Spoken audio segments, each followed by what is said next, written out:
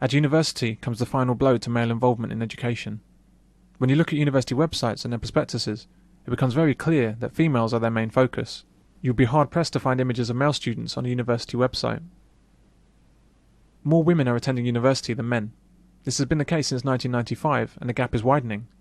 In 2007, 33,000 more places were awarded to women than men. In America, there are more black men in prison than there are going to college, and I think in America at the moment 45% of university entrants are male, 55% female, which doesn't bode well for the future. The girls go to college and the boys go to jail. Men are becoming more alienated from the society in which they live. And that's a bad thing. That can only lead to worse things coming up. We already see boys don't do well at school. Girls are doing very well at school. We're already seeing now that, apparently by next year more women will be in work than men. More women will be qualified for skilled work than men. And you can see things getting worse when when young boys are not wanting to go to university and not wanting to be educated. We are going to be the educational underclass. I mean, men, gender, are going to be the educational underclass.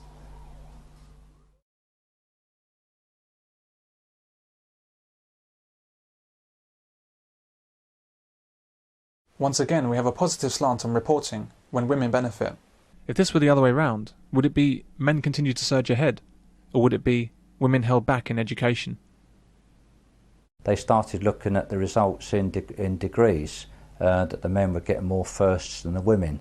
So immediately, whoever it was, they sent a commission to look at why is this happening?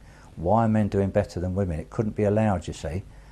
So they started saying that, because the people that are marking them are men, they mark the women down, and that the questions are male orientated, and they were looking for a whole raft of things that they could tweak and pull it around. And what I find intensely annoying is that when they've tweaked it all about so that, as they've done with education, so that the girls are outperforming the boys, then they seem to be fairly happy with that. But when it's the other way round, they're unhappy and they scream discrimination. Universities offer special support services, advice and academic counselling exclusively to women. What is this extra support that they need, and why don't men need it? During induction, women are warned about the dangers of date rape on campus.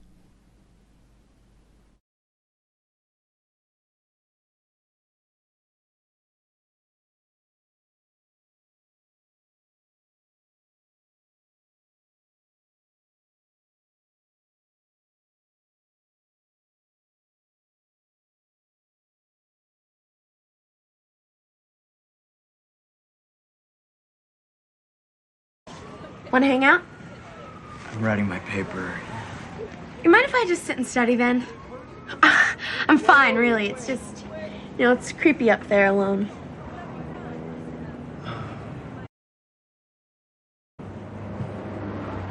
All right.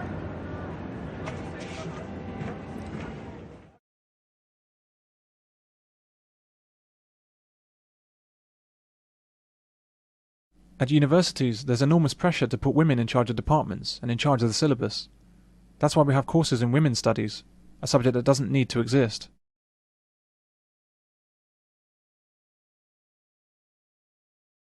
Men and women were never meant to be in competition with each other.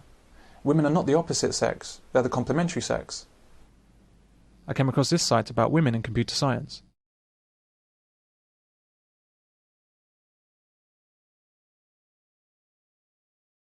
For the simple reason that the numbers of great inventors and scientists that are women are insignificant compared to men. I'll ask a similar question.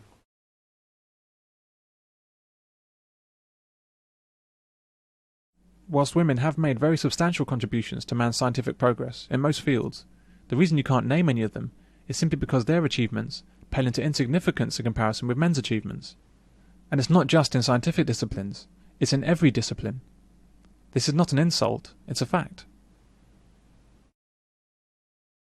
Men are incredibly difficult to compete with, even if you're another man. If you're a woman, you have no chance. Well, in terms of their economic output, in terms of the things that they construct, in terms of the ideas they have, in terms of the effort that they put into non-child rearing activities, I don't think there's any question that men by far exceed the achievements of women. Yes, in everything. There's very little that I can think of that women can, in areas where women can outperform men, that is of significant economic value to a community, country. I can't think. Can you? But, yeah, no, I can't. But what does that mean? It means that women are lower down the scale of importance. How do we say they're equal importance, if not equal worth?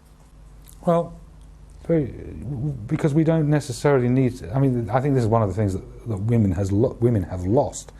The value of the value that a person has is not necessarily just based on what they can contribute in the physical world. There are other values that we have: the value of nurturing, the value of love, and all these more ethereal the emotions and whatever. And I think women have, in a sense, betrayed their own gender, because I think that, by and large, those are qualities that they were endowed with.